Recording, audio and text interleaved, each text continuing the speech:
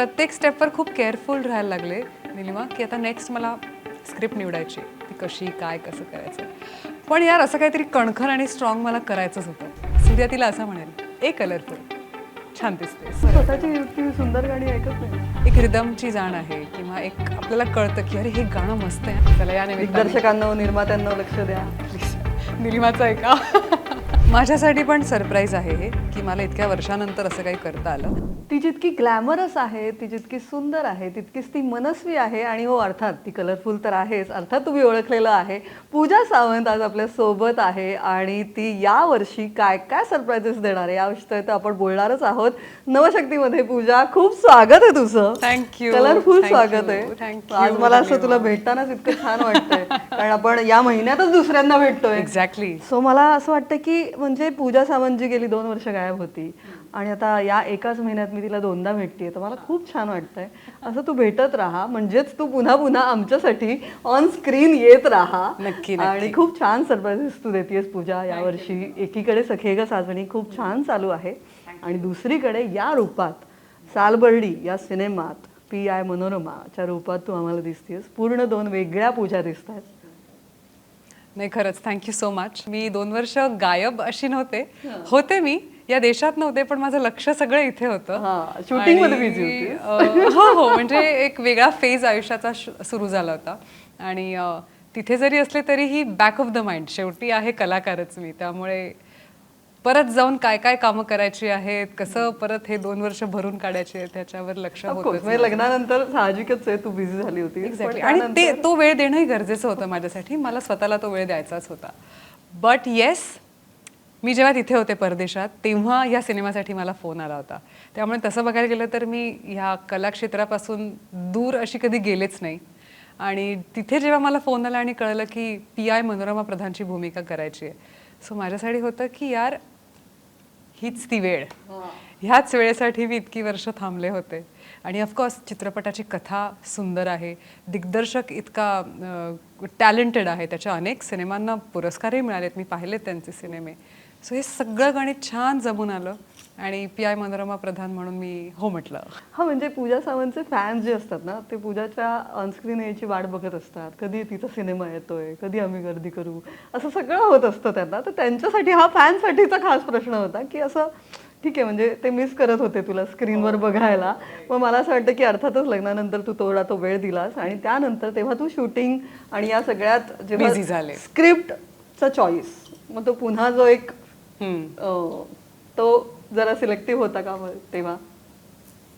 मी selective Nilima नेहमीच आहे कुठलीही भूमिका करण्यापूर्वी. काही भूमिका मी खूप सिलेक्टिव्ह पद्धतीने केल्यात, काही भूमिका मी मैत्रीसाठी केल्यात आणि काही भूमिका मी एक्सपेरिमेंट म्हणून केल्यात. त्यातली लपाछुपी ही भूमिका माझ्यासाठी होती की अरे यार चल ना बघूया ना जमतंय का. कारण त्यावेळेस एका गरोदर स्त्रीची भूमिका करणं आय वॉज त्या एजमध्ये असताना, तर ते थोडं वाटत होतं बिकॉज इतर नट्यांनी त्याला थोडंसं नाकारलं होतं. मला तो दिग्दर्शक म्हणाला चॅलेंज होता तो. सो तेव्हा मी ते एक्सपेरिमेंट करून बघितलं आणि ते वर्क झालं. त्याच्यानंतर मग पोस्टर बॉय झाला, त्याच्यानंतर मग दगडी चाळ आला. माझं पोस्टर बॉयजमधलं काम बघून अंकुश सरांनी मला दगडी चाळसाठी विचारलं. सो एक स्टेप बाय स्टेप असं करिअर माझं घडत गेलं. त्यामुळे मी प्रत्येक स्टेपवर खूप केअरफुल राहायला लागले निलिमा, की आता नेक्स्ट मला स्क्रिप्ट निवडायची, ती कशी काय कसं करायचं. पण यार असं काहीतरी कणखर आणि स्ट्रॉंग मला करायचंच होतं. दगडी चाळ एक माइलस्टोन होता आणि त्याबद्दल अर्थातच एक आत्ता थोडंसं तरी बोललंच पाहिजे. Yes, of course. म्हणजे काय कमाल. कलरफुल हे नाव तुला पडलं आणि अर्थात तो सिनेमाही तितकाच दमदार अफाट होता. थोडंसं त्या सिनेमातली एखादी आठवण होतं. हे बघ, मी ना ह्याचं संपूर्ण श्रेय प्रेक्षकांना देईन, अंकुश सरांना देईन आणि चंद्रकांत कणसे यांना देईन. कारण कलरफुल हे नाव त्यांनी मला दिलं. म्हणजे अंकुश सर आणि चंद्रकांत सर यांनी कलरफुल हे नाव दिलं आणि महाराष्ट्राच्या तमाम जनतेने ते नाव इतकं मोठं केलं. म्हणजे आता कदाचित कोणी माझ्या नावावरून मला ओळखत नाही, पण कलरफुल या नावावरून मला ओळखतात. आणि मला असं वाटतं आयुष्यभर मला प्रेक्षकांनी याच नावाने ओळखावं. तू आहेस पण तशी. थँक्यू. पण ते प्रेक्षकांनी दिलेलं नाव आहे आणि you happily own it, right? I happily own it. म्हणजे मला फार आवडतं ते नाव. आणि दगडी चाळ हा प्रेक्षकांनी मोठा केलेला सिनेमा आहे. त्यातलं सूर्याचं जे कॅरेक्टर आहे ते प्रेक्षकांनी मोठं केलंय, कलरफुलला प्रेक्षकांनी मोठं केलंय. त्यामुळे प्रेक्षकांसाठीचा तो सिनेमा होता. त्यांनी तो छान मोठा केला. शूटिंगची एक आठवण आज जी कधीच शेअर नसेल केली. Yes, I take this. असं नॉस्टॅल्जिया झाला मला दगडी चाळचे. That will be icing on the cake for this interview. आम्ही काळा चौकीतल्या खऱ्या खुऱ्या चाळीत शूट केलं. माझं कॅरेक्टर कलरफुलचं आणि सूर्या ते एका चाळीत राहत असतात आणि चाळीतली जी प्रेमकथा आहे ना, म्हणजे आपल्याला वेळा माहित असतात की अरे ही ह्या वेळेस क्लासमधून येते. मग तो बरोबर तिकडे बॅल्कनीत उभा असतो तो बघत. हे सगळं मला फार जवळून अनुभवता आलं. आणि एक एक मॉन्टाजेस इतके क्यूट होते त्याच्यातले. अगं तू बघितलेस आजही धागा धागा गाणं तुम्ही बघाल की ओले केस वाळवत अशी मी बाहेर येते आणि वर तिकडे सूर्या उभा आहे. तो तिला हिणावून सांगतो की छान दिसते बट. तर तिला तिथे राग येतो, ती आत जाते आणि आत गेल्यावर परत आरशात स्वतःला तीच अशी बट बाजूला करून बघते. अरे यार we are missing this kind of romance right. So यार हो, काळा चौकीत आम्ही त्या चाळीत शूट केलं. गणपती होते त्या वेळेस शूट केलं. वा. आणि गणपती इतके मोदक खाल्लेत मी निलिमा त्या शूटला. इतके मोदक खाल्लेत की विचारू नको. हो. तो खरंच तो चाळीतला अनुभव होता आणि त्यामुळे ते ऑनस्क्रीन ही इतकं सुंदर आलं. हो अर्थात. आणि ते चाळीतले लोक तर असे येत असतील ना मग सतत, अरे शूटिंग चाललंय. नाही ग, त्यांना कौतुकच. कधी आम्हाला काही त्रास दिला नाही. इनफॅक्ट मी तुला सांगते, त्याच्यापूर्वी मी रंगपंचमी कधी खेळलेच नाही निलिमा. कारण ते रंग चेहऱ्याला लागतायत, कोणीतरी येऊन आपल्याला रंग लावतंय, हे मला आवडायचं नाही. शूटच्या दिवशी मी अंकुश सरांना म्हटलं होतं, सर थोड्या कमी रंग लावा, मला आवडत नाही. हेच माझं चुकलं. आणि मग जो काही रंग मला लावण्यात आला आणि ते सगळं, त्या क्षणी ते नाव सुचलं कलरफुल. ते स्क्रिप्टमध्ये नव्हतं आधी. आणि मग अंकुश सर आणि चंद्रकांत सरांमुळे ठरलं की सूर्या तिला असं म्हणेल, ए कलरफुल, छान दिसतेस. सो ते इतक्या नकळत आलेलं नाव आहे ते. त्या दिवसानंतर मग मला रंगपंचमी खायला आवडायला लागलो, मला रंग आवडायला लागले. मी त्या वर्षीपासून रंगपंचमी अगदी मनापासून खेळायला लागले. तुझ्या आयुष्यात तेही रंग आले खरंच. ऍक्च्युली त्या सिनेमानी ते रंग दिले मला. ऍक्च्युली हे खूप वेगळं आहे की जेव्हा त्याच्या आधी तू रंगपंचमी खेळायची पण नाही. कधीच नाही. विचार माझ्या आई वडिलांना, मी घराच्या बाहेर नाही कधी पडले. वा. आणि त्यानंतर कलरफुल्ली आयुष्यही कलरफुल झालं. माइलस्टोन तर ठरलाच आहे. आज अजूनही ते गाणं लागलं की वेळ लागतं सगळ्यांना.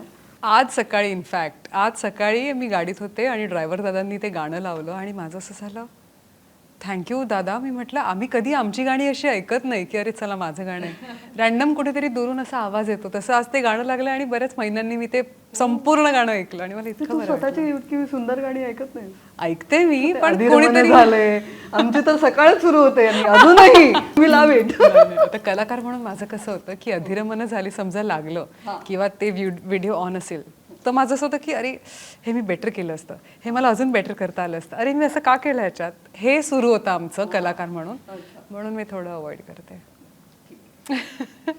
पण हे इतकं सुंदर आहे. हा, गाण्यांबद्दल या बोलूया ना, की जेव्हा अशी तुला सुंदर गाणी तुला अशी तुझ्या खात्यात पडली आहेत, तुला असं वाटतं का कुठेतरी तू एक लकी आहेस त्या बाबतीत गाण्यांच्या? Nilima, I am always blessed.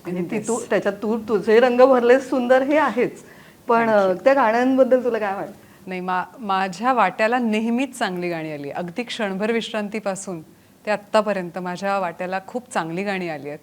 आणि मी एक परफॉर्मर असल्यामुळे, मी स्टेजवर मी नृत्य परफॉर्म करते, त्यामुळे एक रिदमची जाण आहे किंवा एक आपल्याला कळतं की अरे हे गाणं मस्त आहे, छान आहे. स्वतःचं त्या गाण्याशी कनेक्शन आहे? होतं, माझं ते आरामात होतं कनेक्शन.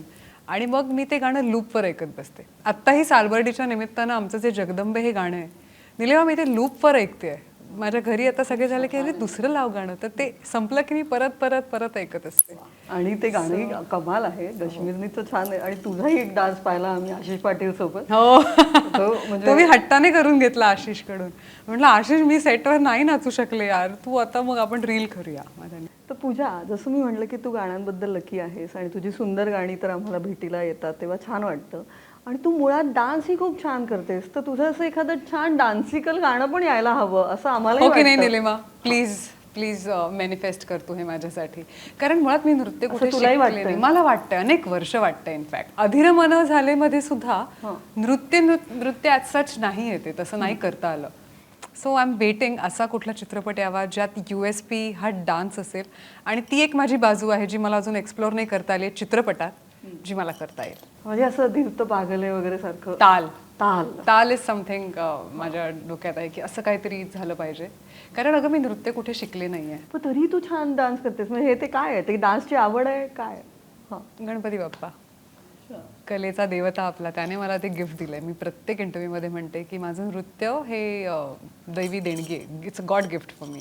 सो मला ते एक्सप्लोअर करायचं. मुळात आवडतो डान्स सुद्धा आवडतो मला लहानपणापासून आवडतो. पण मला चित्रपटात काहीतरी करायचं आहे ज्यामध्ये डान्स हा मेन USP असेल. I am waiting for that. अरे वा, चला चला या निमित्ताने दिग्दर्शकांना निर्मात्यांना लक्ष द्या. निलिमाचं आहे का? असं एक छान डान्स पूजा सावंत येऊन जाऊ दे. जेणेकरून माझ्या प्रत्येक गाण्यावर निलिमा आणि मी आम्ही व्हिडिओज बनवू. है ना निलिमा? ऑफकोर्स. ते आता सध्या मी सखे ग सागणीवरच नाच बघितलं मी ते. नाही, पण आणि ऑफकोर्स सखे ग सागणीबद्दलही प्रश्न विचारते पटकन. खूप छान छान फीडबॅक मिळतोय, कुठून कुठून तुम्ही हाऊसफुल शोजला जाताय, त्या प्रेक्षकांना सरप्राईजेस देताय. हो. सो कसं चाललंय एकंदर सखे ग सागणी, कसं चालू आहे? जोरदार चालू आहे. माझ्या दोन्ही मित्रांना मी थँक्यू म्हणेन, प्रार्थना आणि अभिजित, कारण मी सालबर्डीचं प्रमोशन करत असताना तिकडे जाऊ शकत नाहीये, पण ते दोघं छानच धुरा सांभाळतात. कसा फीडबॅक मिळतोय तुला? It is amazing, it is outstanding. आणि आम्हाला लाईव्ह लोकांचा जो रिव्ह्यू मिळतोय की त्यांना फिल्म आवडते, आणि अनेक जण मला म्हणाले की नाही आता हे तुमचं बघून आम्ही पण आमच्या मैत्रिणींना घेऊन जाणार फिरायला. मला लगेच वाटलं थायलंड करूया बुक. पण मस्त मजा. आता बोलूयाच त्या PI मनोरमा, ती कशी असणार आहे, आणि असं कॅरेक्टर तू कधीच केलं नव्हतंस, त्यामुळे तू एक मोठी सरप्राईजच दिलेलं आहेस या निमित्ताने. प्लीज सांग कशी होती ती तयारी?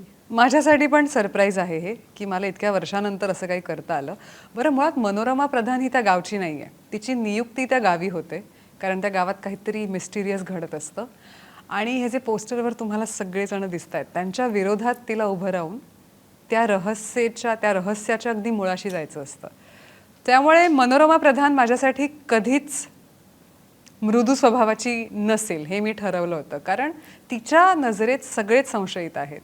तिला अगदी त्या केसच्या मुळापाळापर्यंत जायचंय आणि शोधून काढायचं. पोस्टरवर दिसणारे सगळेच संशयित आहेत. सगळेच तिच्यासाठी संशयी आहेत. आणि त्याच्यानंतर ती कशी शोधते, नेमकं संशयित कोण आहे, गुन्हेगार कोण आहे, हे ऍक्च्युली प्रेक्षकांना पण मजा येईल. जेव्हा तुम्ही सिनेमा बघाल ना तेव्हा तुमचं सुरू होईल, हा असेल का, नाही हा नाही, हा असू शकतो हे. सो हे सगळं मनोरमा प्रधान करते. पण इन्स्पेक्टरचं कॅरेक्टर करणं हे नक्कीच चॅलेंजिंग असेल. Very challenging. त्या light from the body posture and everything. Absolutely. कसं केलंस? मुळात तर मानसिक तयारी मी सुरू केली, कारण पोलीस हे नेहमी न्यूट्रल विचारांनी त्या क्राईम सीनवर जातात. आधी त्यांच्यासाठी सगळे गुन्हेगार असतात, आणि दिसेल ती वस्तू पुरावा असू शकतो. साधी जमिनीवर पडलेली पाण्याची बाटली पण पुरावा असू शकतो, बिकॉज त्यावर ठसे असतात, त्यावर DNA असू शकतात, आणि गोष्टी. हे सगळं मी जाणून घेण्याचा प्रयत्न केला. खूप क्राईम थ्रिलर्स पाहिलंस? खूप. मी लहानपणापासून बघते क्राईम पेट्रोल. तुलाही आवडतात crime thrillers? I love it. मला आठवतं कोविडच्या वेळेस सकाळी 11 वाजता सुरू व्हायचा, ते सगळे एपिसोड मग दिवसभर असायचे, आणि संध्याकाळी 7ला ते संपायचं. 11 ते 7 मी कॉन्स्टंट बिंज वॉच. आजही मी अनेक पॉडकास्ट असे बघते. तुला स्वतःलाही या थरार चित्रपटांची सगळी आवड आहे? खूप आवड आहे मला. मी आजही सांगते ना तुला, मी रहस्यमयी गोष्टी किंवा मर्डर मिस्ट्रीज किंवा मर्डर काय म्हणतात डॉक्युमेंटरीज मला बघायला जरा जास्त. ते 10 पर्यंत लेवल असेल तर तुझी काय 10? हां. आता घरचे सगळे घाबरतात की हे काय बघतेस तू अगं. तर मला ते मजा येते बघायला की ते सॉल्व्ह कसं केलं असेल. हा पुरावा जर मिस झाला असता पोलिसांचं तर हे सॉल्व्ह झालं असतं का, या सगळ्यात मला जरा फार इंटरेस्ट आहे. मग तर तू फार आवडीने हे कॅरेक्टर केलं. म्हणून तर मी इतकी वर्ष वाट बघत होते की यार मला करायचं आहे, कुछ तो गडबड आहे. म्हणून डू दॅट. या पण नाही, मला सालबर्डीत नाही करता आलं. ते स्ट्रिक्ट आहे त्या बाबतीत. ते क्राईम प्लस कॉमेडी असं काही पुढे असेल तेव्हा. पण त्यामुळे पण जेव्हा तू म्हणलीस की एवढे वर्ष मी वाट बघत होते, तेव्हा तोही विषय आहे की कुठेतरी नाही म्हणलं तरी ते ग्लॅमरस सुंदर त्या सगळ्यात कुठेतरी स्टिरियोटाईप व्हायला होतं, आणि मग ते ब्रेकही करावं लागतं तुम्हाला सगळ्या अभिनेत्रींना. तर मग त्यामुळे मग अशा कुठल्या वेगवेगळ्या भूमिकांच्या शोधात तू होतीस का, आणि काय होतं? मी नेहमीच वेगवेगळ्या शोधात असते भूमिकेच्या. आणि ना कलाकाराचं हे खूप मोठं भाग्य आहे की त्याला त्या 20-25 दिवसासाठी का होईना वेगळं लाईफ जगता येतं. आता मी जगले मनोरमा प्रधान म्हणून. मी कधीच बेनेटीत जाऊन बसले नाही जेव्हा मी युनिफॉर्ममध्ये असायचे. एकतर मला कधी असं आरामात रिलॅक्स टेकून बसली आहे, पाय वर आहेत असं मी युनिफॉर्ममध्ये बसूच शकले नाही. तो त्या युनिफॉर्मचा दराराच होता तसा. सो मी ते खूप मनापासून जगले आणि मला मजा आली. म्हणजे आमचं शॉट झालं की मी कधीच वेनेटीत नाही जायचे, मी तिकडे बसायचे. म्हणजे शूटिंगच्या व्यतिरिक्त सुद्धा तेव्हा तुम्हाला त्या कॅरेक्टरमध्ये राहणं गरजेचं होऊन जातं. गरजेचं होतं ग, कारण वेळ आमच्याकडे कमी असायचा आणि पावसाने खूप धिंगाणा घातला होता आमच्या त्यावेळेस. हो, ते सगळे म्हणत होते खूप पाऊस होता, खूप तिकडे पूर आला होता ग, दोन्ही गावं नंतर पुरात बुडून गेली होती. सो पाऊस नसलेल्या वेळेस आम्ही शूट करायचो. सो ते सगळं नव्हतं. बरं, त्यात तो युनिफॉर्म जपणं ही it's one of the protocols असं मला वाटतं, की कुठेही चुरा पडता कामा नये. तर जरा मजा आली, मजा केली म्हणून मी असं. कुठल्याही महिला पोलिसांना जेव्हा तू भेटत असशील, या आधी भेटली असशील, हा सिनेमा केल्यानंतर जेव्हा भेटतेस तेव्हा अजून आदर वाटला त्यांच्याविषयी, काय वाटलं? आदर तर मला पहिल्यापासून होता त्यांच्यासाठी. नुकतंच मी मीरा बोरवणकर यांना भेटले एका कार्यक्रमात. त्या पहिला महिला केडर आहेत, 1983 if I am not wrong. तेव्हा त्यांनी एक एक किस्से सांगितले आणि मी म्हटलं यार, एक स्ट्रॉंग स्त्री, एक सक्षम स्त्री कशी असावी तर ही अशी असावी.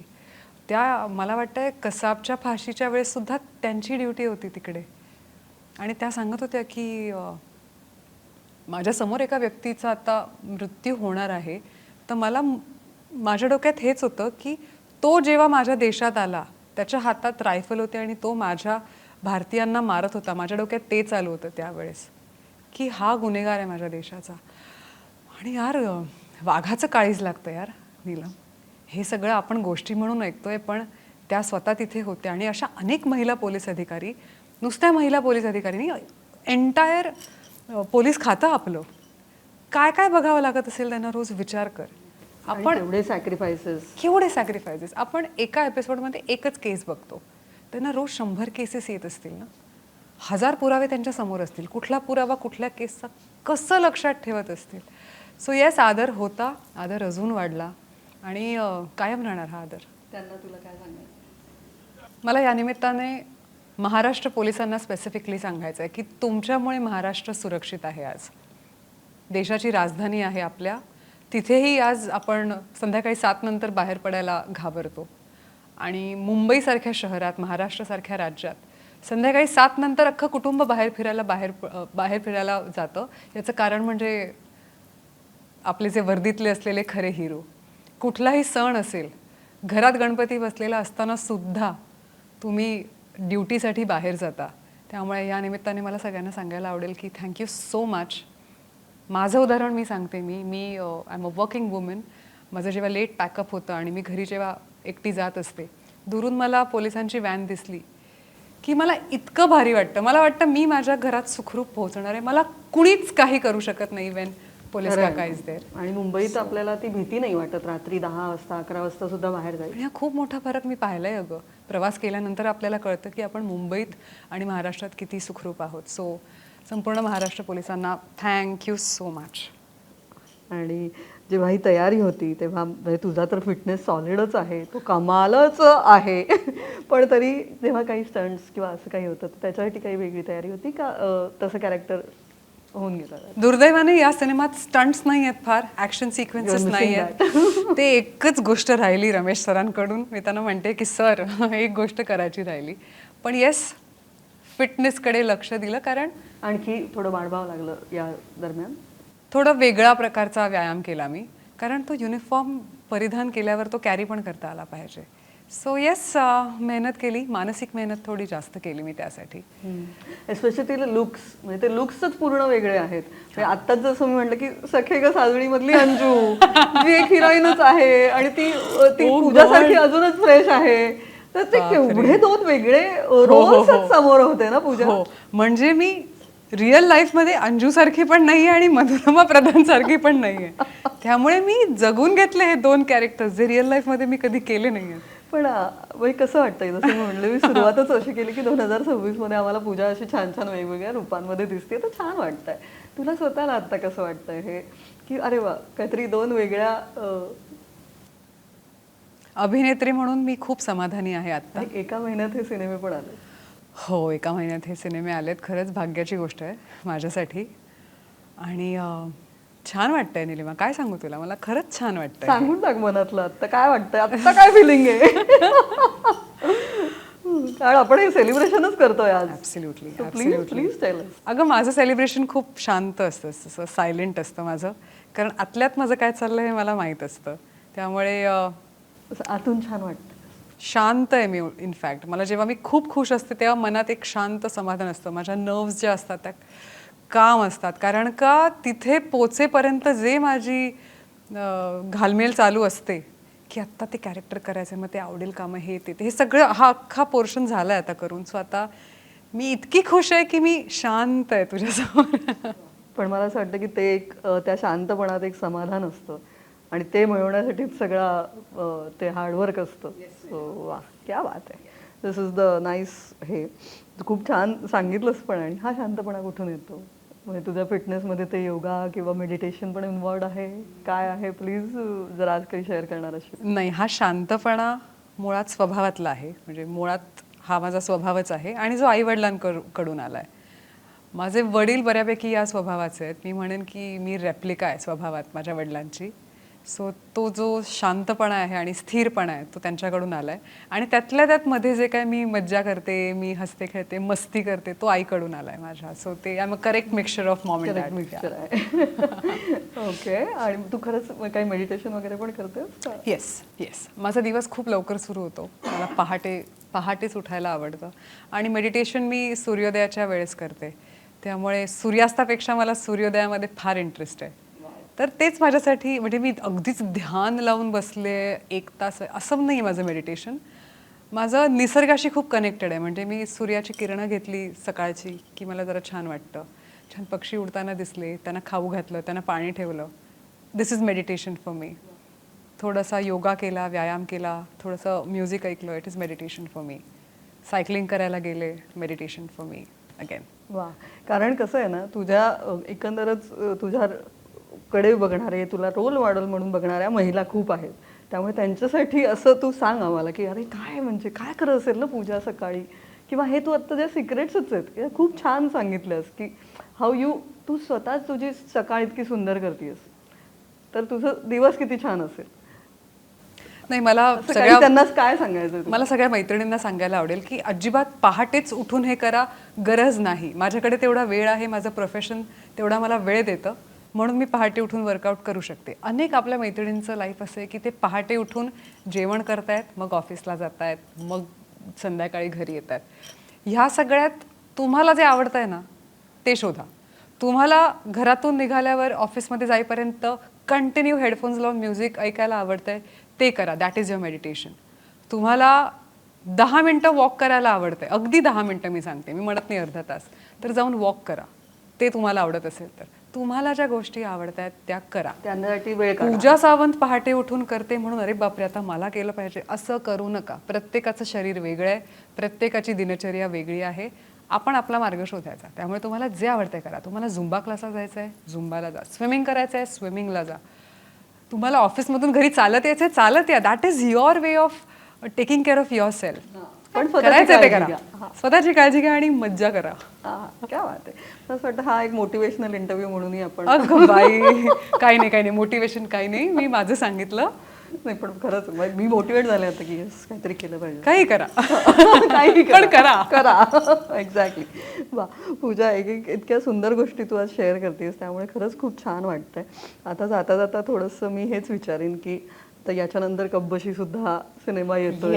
काय 2026 मध्ये कब्बशी, आणि मग अजूनही काही कुठलं सरप्राईज आहे काय आहे का? हे बघ, एकतर ना मी कब्बशीसाठी खूप एक्सायटेड आहे, कारण का त्याच्यात माझी सासू आहे निर्मिती सावंत. येस, दोन्ही सावंत आहेत ऑफकोर्स. आणि आम्ही सेटवर खूप धमाल केली आहे. म्हणजे तितकी गोडोली अशी क्यूट आहे ना, असं तिचं गाल असे करायचे वाटले मला बऱ्याचदा. सो तिच्यासोबत फिल्म आता रिलीज होणार आहे माझी 5 जूनला. So I am very excited की तिच्यासोबत आता मला प्रमोशन करता येणार आहे, फिरता येणार आहे. So I am waiting for 5th June as well. पण सध्या पहिली ऑनस्क्रीन सून अशी पाहिली जी सासू बरोबर काम करून खुश झाली. हां, आणि आम्ही त्या सिनेमात फार भांडतो आहोत. सो ते सिनेमात प्रेम नाही करता आलं मला तिला असं, तर मी ऑफ स्क्रीन खूप तिला तर चिमणते.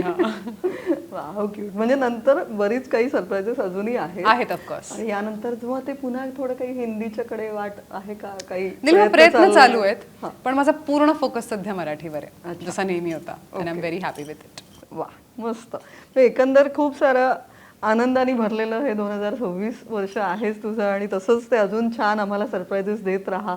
सुंदर सुंदर भूमिकांमध्ये ये, आणि जसं मी म्हटलं की तुझे फॅन्स तुला बघत असतात की अरे कधी आता पुढचा सिनेमा येतोय, पुढचं गाणं येतंय, त्यामुळे हे सगळं आम्हाला देत राहा, असे छान छान सरप्राईजेस. प्रयत्न करेन. Keep rocking. Thank you Thank you so much. Thank you so much. Thank you.